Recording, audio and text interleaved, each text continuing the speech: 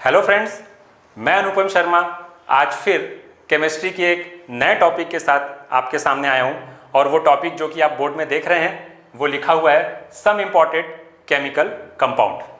ठीक, ये सीक्वेंस में देखा जाए तो ACF में जो हमने pH वैल्यू, जो लास्ट वीडियो अगर आपने मेरा देखा होगा तो pH मान के बाद अब हम लोग इस टॉपिक के ऊपर आ रहे हैं जो आपका ACF के सिलेबस में जो टॉपिक है, और उसमें जो एक टॉपिक हम पढ़ेंगे पानी। वैसे इसमें कुछ 4-5 टॉपिक हैं, जैसे पानी हो गया, फिर है आपका वॉशिंग सोडा है, फिर है बेकिंग सोडा है ना। तो ये बहुत सारे उसमें टॉपिक है। उसमें फिलहाल हम पहले टॉपिक पे आ रहे हैं, वो है वाटर, पानी। इसमें जो अगर हम हेडिंग के तहत जाएं, अगर हम सिलेबस के हिसाब से देखें तो हमने देखा कि उसमें बनाने की विधियां, उनकी प्रॉपर्टीज और उनके यूजेस, ये 3 कैटेगरीज में डिवाइडेड है। वो सारे के सारे उसमें जो कंपोनेंट्स आ रहे हैं, तो उसमें पहला टॉपिक हम लोग ले रहे हैं वाटर।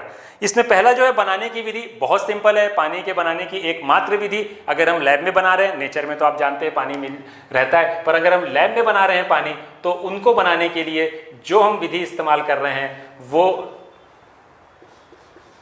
हाइड्रोजन और ऑक्सीजन की क्रिया से बनेगा पानी। और ये जो रासायनिक अभिक्रिया है ये एक्सोथर्मिक होती है, ऊष्माक्षेपी रासायनिक अभिक्रिया है। ऊष्माक्षेपी रासायनिक अभिक्रिया हमने पहले भी कुछ कॉन्सेप्ट में बताया था कि ऊष्माक्षेपी वो रासायनिक अभिक्रिया होती है जिसमें क्रिया के दौरान ऊष्मा बाहर निकलती है, या यूं बोले जिसमें डेल्टा H जो होता है वो ऋणात्मक होता है। तो अगर मैं यहाँ पे डेल्टा H का मान लिखूं तो इसका मान जो होता है वो -285 किलोजूल पर मोल, मतलब 1 मोल पानी को बनाने में इतनी ऊष्मा जो है वो क्या होती है, बाहर निकलती है। ये बहुत एक्सोथर्मिक अभिक्रिया है, ऊष्माक्षेपी अभिक्रिया है। तो ये हो गया पानी का निर्माण, ये बनाने की विधि। अब इसकी प्रॉपर्टी मेन इंपॉर्टेंट है, इसकी प्रॉपर्टीज जो आपको जाननी है। क्या क्या इसकी महत्वपूर्ण प्रॉपर्टीज होती हैं, अब हम एक एक करके उसकी स्टडी करेंगे और उसको देखेंगे। सबसे पहला जो इसकी सबसे बड़ी प्रॉपर्टी है वो ये है कि पानी जो होता है वो होता है सर्वत्र विलायक। सर्वत्र विलायक, ध्यान दीजिएगा, सर्वत्र विलायक। सर्वत्र विलायक मतलब इंग्लिश में अगर बोला जाए तो water is a universal solvent. Universal solvent है। क्या मतलब होता है इसका, पहले तो ये समझ लीजिए कि यूनिवर्सल सॉल्वेंट का मतलब क्या होता है, सर्वत्र विलायक का मतलब क्या होता है। सर्वत्र विलायक का मतलब होता है कि ऐसी क्रियाएं, मतलब पानी जो है वो अपने अंदर मैक्सिमम चीजों को डिसॉल्व करने की क्षमता रखता है, मतलब अपने अंदर घोलने की क्षमता रखता है। पर ये ऐसा करता क्यों है, क्यों ऐसा कर पाता है ये? उसकी वजह यह है कि पानी का जो परावैद्युतांक होता है वो सबसे ज्यादा होता है, या इंग्लिश में बोला जाए कि डाइलेक्ट्रिक कांस्टेंट जो होता है वो सबसे ज्यादा होता है, और पानी का जो डाइलेक्ट्रिक कांस्टेंट होता है वो 79.9 होता है। तो परावैद्युतांक वो कारक है जो किसी भी विलायक को, किसी भी सब्सटेंस में, अगर उस सब्सटेंस को अगर उस विलायक में मिलाया जाए तो उसको बहुत आसानी से वो डिसॉल्व कर लेता है। या अगर दूसरी लैंग्वेज में बोला जाए कि विलेय विलायक अन्योन क्रिया जो होती है वो बहुत तेजी से होती है। जब भी आप कोई कंपोनेंट को किसी विलायक में मिलाते हैं या सॉल्वेंट में डालते हैं तो तुरंत उसके साथ क्या होगा, उसका रिएक्शन स्टार्ट हो जाएगा। उसको हम लोग बोलते हैं विलेय विलायक अन्योन क्रिया, या इंग्लिश में बोला जाए तो सॉल्यूट सॉल्वेंट इंटरेक्शन। तो चूंकि वाटर का सॉल्यूट सॉल्वेंट इंटरेक्शन बहुत फास्ट होता है, और उसकी वजह है कि वाटर का डाइलेक्ट्रिक कांस्टेंट सबसे ज्यादा है। पूरी दुनिया में सबसे ज्यादा डाइलेक्ट्रिक कांस्टेंट वाटर का होता है, और उसकी अगर वैल्यू की अगर बात करें तो 79.9 होता है। हम लोग उसको राउंड फिगर में 80 मान सकते हैं। तो 80 डाइलेक्ट्रिक कांस्टेंट होने के कारण वाटर की सॉल्वेशन पावर बहुत ज्यादा होती है। सॉल्वेशन पावर होने का मतलब वाटर किसी भी कंपोनेंट को अपने अंदर डिसॉल्व कर लेता है। तो ये सबसे बड़ी प्रॉपर्टी जो आपको ध्यान में रखनी है। दूसरी प्रॉपर्टी, ये हम प्रॉपर्टीज की बात कर रहे हैं, मैं यहां पे हेडिंग डाल दे रहा हूं, बाकी डिस्क्रिप्शन में आपको दे दे रहा हूं। दूसरी सबसे बड़ी बात होती है कि वाटर बनाता है H बॉन्ड, या यूं बोला जाए कि हाइड्रोजन बॉन्ड। ये हाइड्रोजन बॉन्ड बनाने की जो पानी में जो दूसरी गुण होता है वो बहुत महत्वपूर्ण होता है। पर ये हाइड्रोजन बॉन्ड भी 2 प्रकार के होते हैं, एक होता है अंतर आणविक और एक होता है अंतरा आणविक।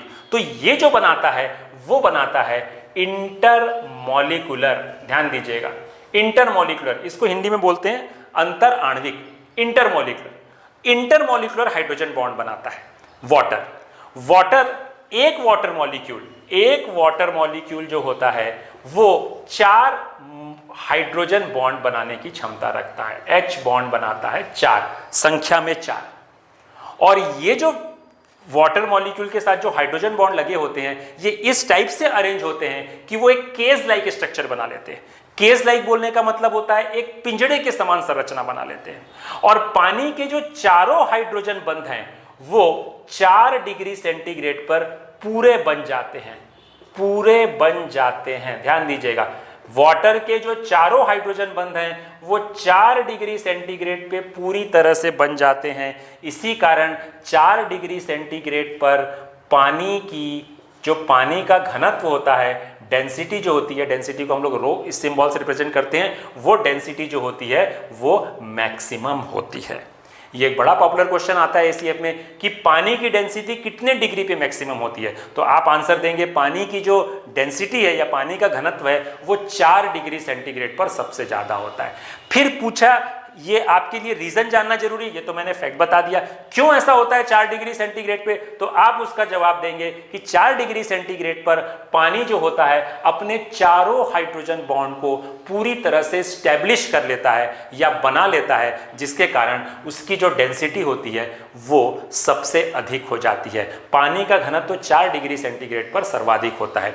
तो एक बड़ा पॉपुलर क्वेश्चन आता है कि अगर मुझे पानी से बर्फ बनानी है तो बर्फ मैं 0 डिग्री पे बनाऊं तो जल्दी जमेगी या 4 डिग्री पे, तो आंसर होगा 4 डिग्री पे, क्योंकि 4 डिग्री पे उसका घनत्व तो सर्वाधिक होता है, इसी कारण पानी सबसे जल्दी आइस में कन्वर्ट हो जाएगा। तो कुछ ऐसे पॉपुलर पॉइंट है जिसको कि आपको यहाँ पे ध्यान में रखना है। तो ये तो बात हो गई, 2 मैंने पॉपुलर इसके वो बता दिए प्रॉपर्टीज। अब आते हैं तीसरी प्रॉपर्टी पे। तीसरी इसकी जो प्रॉपर्टी आती है वो उसके स्ट्रक्चर को लेके क्वेश्चन आते हैं कि पानी में, सबसे पहले समझेंगे कि पानी में संकरण कौन सा होता है। आपको ध्यान होगा कि पिछला लेक्चर हम लोग ने केमिकल बॉन्डिंग का पढ़ा था, रासायनिक आबंध का पढ़ा था, उसमें बताया था कि पानी में जो संकरण होता है वो होता है sp3। मैं इसको यहाँ डिटेल में डिस्क्राइब नहीं कर रहा हूँ, मैंने आपको तरीका बताया था, शॉर्टकट तरीके बताए थे जिसके आधार पर हम लोग निकाल सकते थे कि पानी में संकरण हम लोग कैसे देखेंगे। तो पानी में संकरण होता है sp3 पहली चीज। और पानी का जो आकृति होती है, ये तो उसका संकरण हमने बता दिया, मैं लिख रहा हूं संकरण, ब्रैकेट में लिख दे रहा हूं, ये मैंने संकरण। और उसकी आकृति क्या होती थी, अगर मैं उसकी आकृति की बात करूंगा तो आपको मालूम है इसकी आकृति होती थी वी शेप या बेंट शेप, बेंट आकृति थी इसकी। पर अगर इसकी मैं ज्यामिति की बात करूंगा, मैं लिख रहा हूं यहां पे ज्यामिति, तो ज्यामिति क्या थी इसकी, चतुष्फली, या इंग्लिश में बोला जाए तो हम बोलेंगे उसको टेट्राहेड्रल। तो ध्यान दीजिएगा कि पानी में संकरण है sp3, पानी की आकृति है बेंट शेप, पर ज्यामिति है उसकी चतुष्फली। अब आती है बात कि इस जो जो आकृति बन रही है उसका बंध कोण कितना होता है, यह भी ध्यान रखेंगे, क्वेश्चन बनता है। इसका बंध कोण होता है 104.5 डिग्री का, बंध कोण होता है 104.5 डिग्री का। तो अभी हमने देखिए कुछ प्रॉपर्टीज यहां पे लिखी है, मैं थोड़ा सा रिपीट कर दे रहा हूं मिटाने से पहले। सबसे पहली प्रॉपर्टी हमने बताई कि पानी एक सर्वत्र विलायक है, उसकी वजह आपको बताई। दूसरा हमने बताया कि पानी में हाइड्रोजन बंध होते हैं, वो भी कौन से प्रकार के, इंटरमॉलिक्यूलर। ध्यान दीजिएगा, 2 प्रकार के हाइड्रोजन बंध होते हैं, इंटरमॉलिक्यूलर और इंट्रामॉलिक्यूलर, पर पानी बनाता है इंटरमॉलिक्यूलर, जो मैंने ब्रैकेट में लिख दिया है, अगर आप देख सकते हैं तो। तीसरा मैंने लिखा यहां पे कि उसका संकरण जो होता है वो होता है sp3 संकरण, ध्यान दीजिएगा, और उसकी आकृति होती है बेंट शेप, ज्यामिति होती है चतुष्फली, और इस आकृति का जो बंध कोण बनेगा वो बनेगा 104.5 डिग्री। ध्यान दीजिएगा, जब आप यहाँ पे लेक्चर देख रहे हैं तो आप इसमें नोट्स भी बना सकते हैं, आप उसको थोड़ा थोड़ा उस चीज को करके आप उसको नोट्स बनाते जाएं। तो आप देख रहे हैं यहाँ पे मैंने इसका जो हाइब्रिडाइजेशन बताया आपको इसका sp3, और उसकी यहाँ पे बताया शेप जो है वो बेंट शेप है, और इसकी जो ज्योमेट्री है वो टेट्राहेड्रल है, और उसका जो बॉन्ड एंगल बना वो 104.5 डिग्री का बना। तो मैंने अभी 3 प्रॉपर्टी बता दी, water is a universal solvent, water form a hydrogen bond, intermolecular hydrogen bond, and the hybridisation of water is sp3। ठीक, आई थिंक आपको ये पॉइंट क्लियर हो गए होंगे। आप ध्यान से देखिएगा, वीडियो को आप देख सकते हैं, उसको पॉज करके आप अपने नोट्स बना सकते हैं, आप बहुत सारी चीजों में आप यहां से हैंडल कर सकते हैं, तो कोई इश्यू नहीं आएगा आपको इन सारी चीजों को लेके। अब चलते हैं थोड़ा सा और आगे, कुछ और प्रॉपर्टीज को समझते हैं। देखिए, ये तो सारी हम बात कर रहे हैं। एक बात तो ये आपको पता ही है कि पानी का जो मेल्टिंग पॉइंट होता है, जो बॉइलिंग पॉइंट होता है वो 100 डिग्री सेंटीग्रेड होता है और फ्रीजिंग पॉइंट जो होता है वो 0 डिग्री सेंटीग्रेड होता है। तो ऐसे इजी क्वेश्चन तो खैर नहीं बनेंगे, तो पर आपको मैंने जो चीजें बताई वो आपको ध्यान रखनी है। दूसरा एक पॉपुलर क्वेश्चन इसमें यह बनता है कि why ice float in water, पानी आइस में कन्वर्ट होगा ऑब्वियसली, और आइस जो होती है वो वाटर पे फ्लोट करती है, तो उसकी क्या वजह है। अभी आपने जो सेकेंड पॉइंट देखा था कि वाटर फॉर्म अ intermolecular hydrogen bond, water actually में क्या करता है, इस टाइप से, ये वाटर का शेप है, अगर मैं जाऊं तो ये ऐसा बेंट शेप बनाता है और यहां आता है इसका बॉन्ड एंगल और वो आता है 105 डिग्री का, जो अभी मैंने आपको कुछ देर पहले बताया। अब होता क्या है, ये वाटर मॉलिक्यूल क्या करेगा, अन्य वाटर मॉलिक्यूल के साथ में इस टाइप से, मैं डॉटेड लाइन दिखा रहा हूं, ये डॉटेड लाइन हाइड्रोजन बॉन्ड को रिप्रेजेंट कर रहा है, क्योंकि हाइड्रोजन बॉन्ड कोई बॉन्ड नहीं होता, it is a simply electrostatic attraction force between hydrogen and more electronegative atom. तो ये मैं यहां पे दिखा रहा हूं आपको कि ये 4 वाटर मॉलिक्यूल, अगर आप इस वाले को देखें, अगर आप देख पा रहे हो, बहुत आसानी से आप देख पा रहे होंगे कि ये एक वाटर मॉलिक्यूल है और इसके मैंने ये 1, ये 2, ये 3 और ये 4 मोल हाइड्रोजन बॉन्ड बनाए हैं। तो ईच वाटर मॉलिक्यूल फॉर्म 4 मोल हाइड्रोजन बॉन्ड, और इस टाइप से ये सारी संरचनाएं आपस में नेटवर्क बना लेती है, एक जाल जैसा केज लाइक स्ट्रक्चर बना लेती है, पिंजड़े जैसा स्ट्रक्चर बना लेती है, और उस पिंजड़े जैसे स्ट्रक्चर के बीच में हवा आ जाती है, एयर आ जाती है, जिसके कारण क्या होता है, उसके कारण आइस जो है वो वाटर पे फ्लोट करने लग जाता है। तो पूछेगा कि आइस वाटर पे क्यों फ्लोट करता है, तो आप बताएंगे आइस वाटर पे इसलिए फ्लोट करता है क्योंकि जो अंतर आणविक हाइड्रोजन बॉन्ड है, इंटरमॉलिक्यूलर हाइड्रोजन बॉन्ड है, वो सारे के सारे आपस में जुड़कर एक पिंजड़े नुमा संरचना बना लेते हैं, एक केज लाइक स्ट्रक्चर बना लेते हैं, और उस केज लाइक स्ट्रक्चर में क्या होगा, उस केज लाइक स्ट्रक्चर में हवा आ जाती है और उसके कारण ये क्या करता है, फ्लोट करने लगता है। अब जैसे जैसे आइस पिघलती जाती है तो वो केज लाइक स्ट्रक्चर क्या होते हैं, टूटते जाते हैं और उनकी हवा बाहर निकल जाती है। इसी कारण आप देखते हैं कि इतने बड़े आइस के पीस जब वाटर में कन्वर्ट होता है तो बहुत कम वाटर आता है, उसका वॉल्यूम बहुत कम आता है, पर पहले उसका वॉल्यूम ज्यादा रहता है। तो पहले वॉल्यूम ज्यादा होने का सबसे बड़ी वजह क्या है, पहले वॉल्यूम ज्यादा होने की सबसे बड़ी वजह यही है क्योंकि क्या होगा कि उसका वॉल्यूम तो मतलब उसका मास कम है पर उसका एरिया ज्यादा था, क्योंकि उसके बीच में हवा भरी हुई थी। तो आई थिंक ये पॉइंट आपको यहाँ पे क्लियर हो गया होगा। तो ये प्रॉपर्टीज मैंने कुछ बताई जो पानी को लेके है। अब आते हैं कि पानी के कुछ महत्वपूर्ण रासायनिक गुण क्या है, केमिकल प्रॉपर्टीज क्या है। ये जो मैंने अभी प्रॉपर्टीज बताई वो फिजिकल प्रॉपर्टीज बता दी। अब आते हैं हम लोग केमिकल प्रॉपर्टी पे, मतलब रासायनिक गुण पे। Chemical properties of water. Chemical properties water में सबसे पहला केमिकल प्रॉपर्टी है कि वो एम्फोटेरिक है। एम्फोटेरिक, आप एम्फोटेरिक का मतलब समझते हैं, हिंदी में बोलते हैं उभयधर्मी। एम्फोटेरिक का मतलब होता है उभयधर्मी, ये तो मैंने इसकी मीनिंग बताई, पर इसकी डेफिनेशन क्या है एम्फोटेरिक का। एम्फोटेरिक का मतलब होता है when substance behave like a acid as well as base, that is called amphoteric. मतलब ऐसे पदार्थ जो अम्ल और क्षार दोनों की तरह से काम करते हैं उसे कहते हैं उभयधर्मी। तो एम्फोटेरिक होता है, वाटर एक उभयधर्मी है, मतलब उसमें दोनों प्रकार की प्रॉपर्टीज प्रेजेंट होती है। दोनों प्रकार की प्रॉपर्टीज मतलब कुछ देर पहले आपको पिछला वीडियो आपने देखा होगा मेरा, तो उसमें मैंने आपको पीएच के निकालते समय ये चीज बताई थी कि वाटर जो होता है वो H+ आयन भी देता है और OH आयन भी देगा।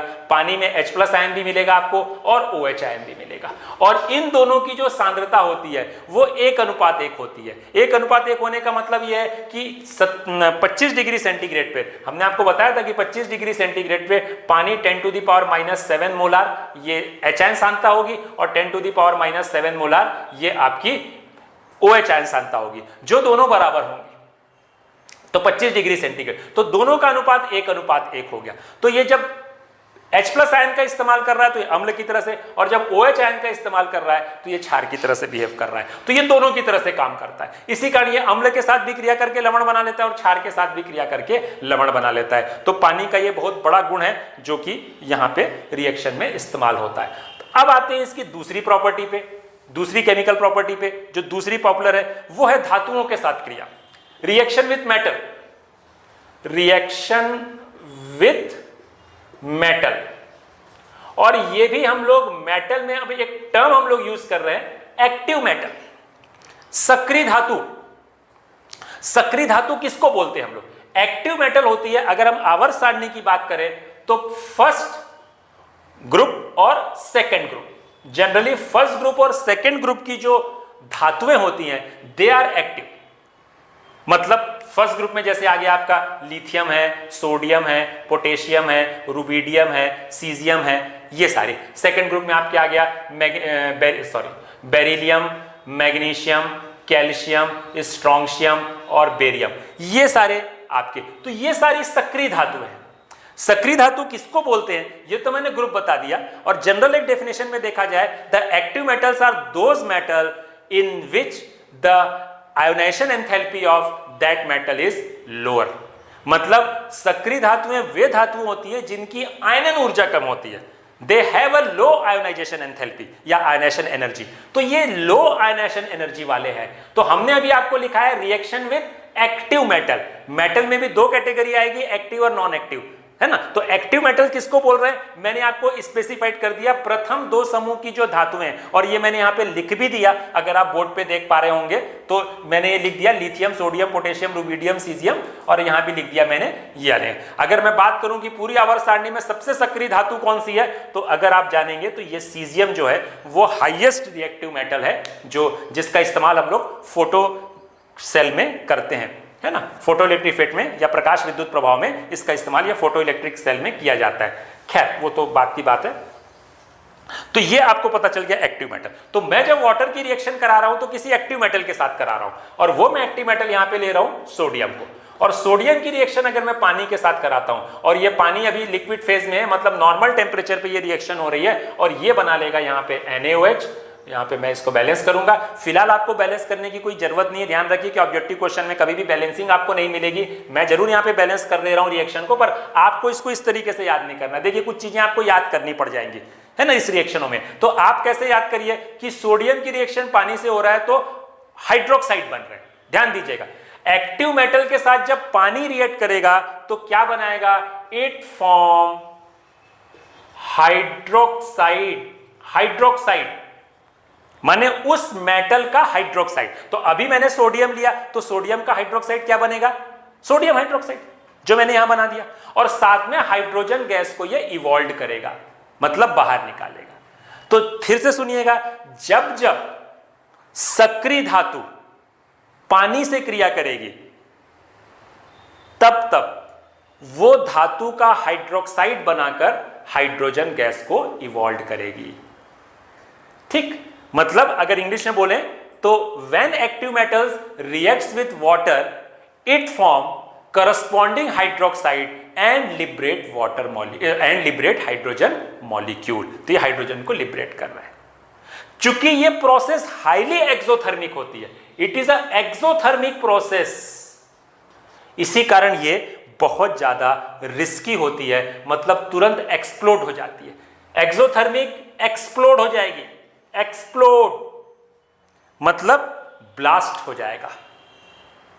तो अगर मैं सोडियम की पानी से क्रिया करा दूं तो ब्लास्ट हो जाएगा। इसी कारण आपने सुना होगा कि सोडियम धातु को हम लोग किस में रखते हैं, केरोसिन में रखते हैं या किसी हाइड्रोकार्बन के सॉल्वेंट में रखते हैं।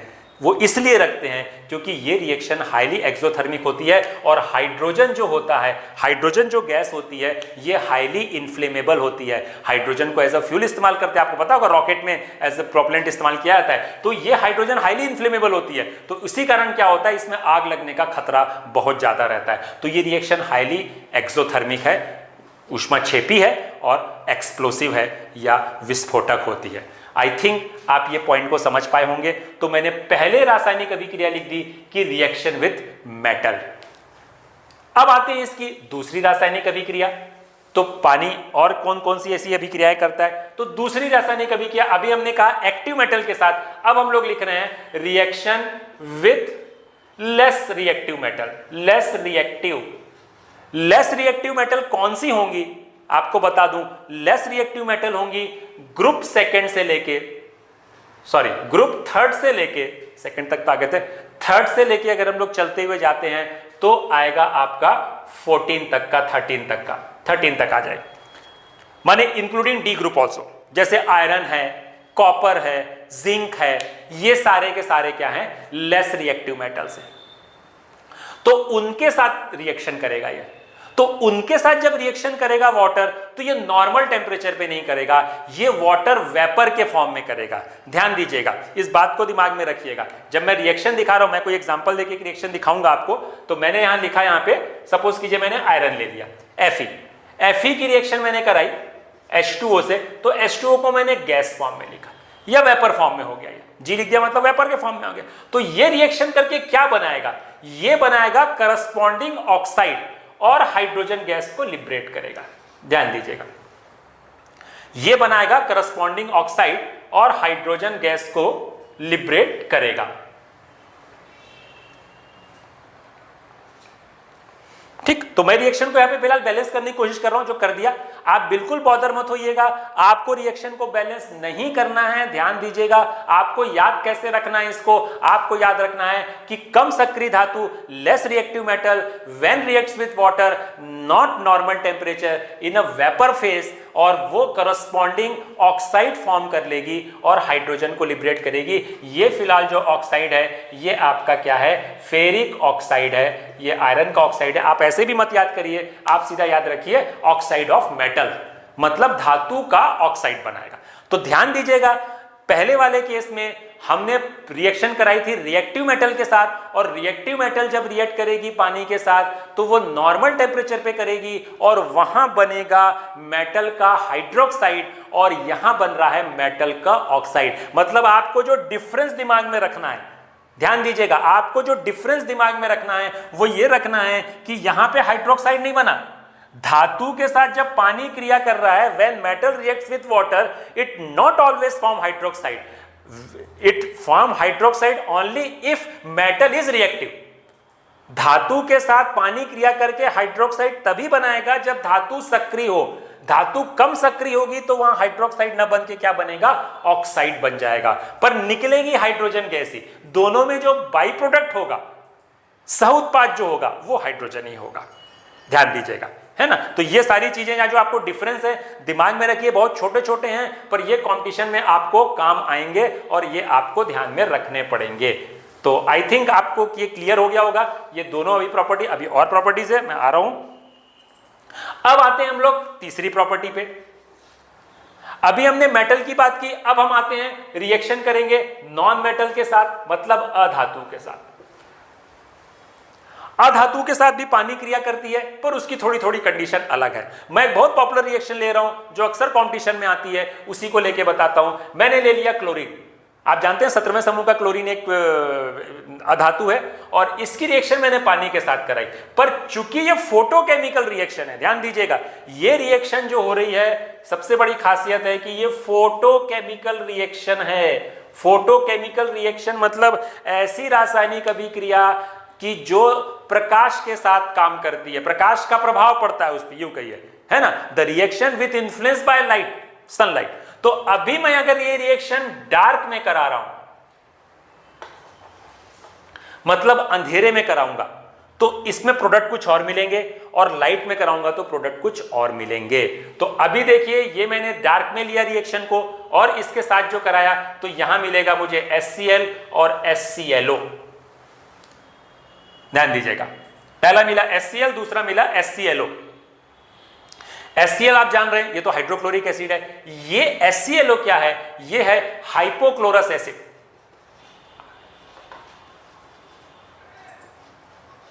हाइपोक्लोरस एसिड, ये क्लोरीन का ऑक्सी एसिड है। It is a oxy acid of chlorine, या हिंदी में बोलें तो क्लोरीन का ऑक्सी अम्ल है। ये सेकंड वाला, ये तो एसिड है क्लोरीन का, पर ये ऑक्सी एसिड है। तो अगर मैं डार्क में इस रिएक्शन को कराऊंगा, वाटर की रिएक्शन नॉन मेटल के साथ कराऊंगा, तो ये बनेगा एसिड और यहां बनेगा ऑक्सी एसिड। पर यही रिएक्शन अगर, ध्यान से देखिएगा, अगर यही रिएक्शन अगर मैं सनलाइट में या लाइट में करा देता हूं, सनलाइट की प्रेजेंस में करा देता हूं यहां पे रिएक्शन को, तो यहां पे HCl बनेगा और साथ में ऑक्सीजन गैस निकल जाएगी। तो बहुत पॉपुलर क्वेश्चन ये बनता है, तो आपको यहां पे ध्यान में रखना है कि ये रिएक्शन डार्क में परफॉर्म कर रही है या लाइट में परफॉर्म कर रही है। अगर डार्क में परफॉर्म कर रही है तो यहां HCl के बाद बनेगा हाइपोक्लोरस एसिड, और अगर लाइट में परफॉर्म कर रही है तो बाई प्रोडक्ट यहां पे ऑक्सीजन बनेगी। तो आपको फोकस यहां करना है, क्योंकि ये प्रोडक्ट तो कॉमन है, मोल से कोई मतलब नहीं। मैंने आपको पहले बताया बैलेंसिंग का कोई रिक्वायरमेंट आपको ऑब्जेक्टिव क्वेश्चन में नहीं है कि यहां 1 मोल बन रहा है कि 2 मोल बन रहा है, उससे नहीं। यहां जो मेन प्रोडक्ट बन रहा है HCl बन रहा है दोनों रिएक्शन में, पर जो बाई प्रोडक्ट बन रहा है क्वेश्चन उसमें आएगा। अगर डार्क में ये रिएक्शन होगी तो वहां पे हाइपोक्लोरस एसिड बनेगा, और अगर लाइट में रिएक्शन हो रही होगी तो वहां पे ऑक्सीजन गैस इवॉल्व होगी, यहां पे ऑक्सीजन गैस बाहर निकलेगी। आई थिंक आप इस पॉइंट को समझ पाए होंगे और समझ रहे होंगे। अब आते हैं नेक्स्ट प्रॉपर्टी पे जो ऑक्सीजन वाटर देता है और उनके साथों में। तो अब हम नेक्स्ट प्रॉपर्टी पे आते हैं, नंबर जो भी आ रहा होगा, मेरे ख्याल से 4th आ रहा होगा, उस प्रॉपर्टी पे आते हैं, और वो है मेटल के ऑक्साइड से रिएक्शन विथ मेटल ऑक्साइड। ध्यान दीजिए, अभी इससे पहले हमने मेटल्स के साथ रिएक्शन देखी थी, अब हम देख रहे हैं मेटल ऑक्साइड के साथ वाटर की रिएक्शन।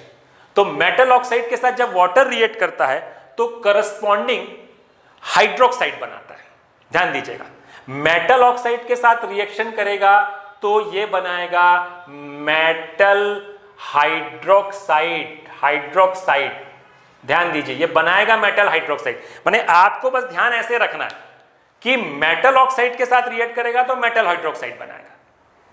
अब कोई एग्जांपल लेके बताते हैं। बिल्कुल, जैसे मैंने ले लिया कैल्शियम का ऑक्साइड ले लिया CO, इसको हम लोग क्विक लाइन के नाम से भी जानते हैं, और ये आपके सिलेबस में भी है। जब हम लोग वो पढ़ेंगे कि भवन निर्माण संबंधी कुछ महत्वपूर्ण यौगिक, उसमें ये भी आएगा।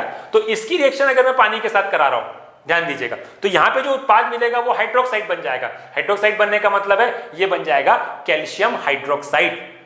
ध्यान दीजिए, इसको हम लोग बोलते हैं स्लैग्ड लाइम।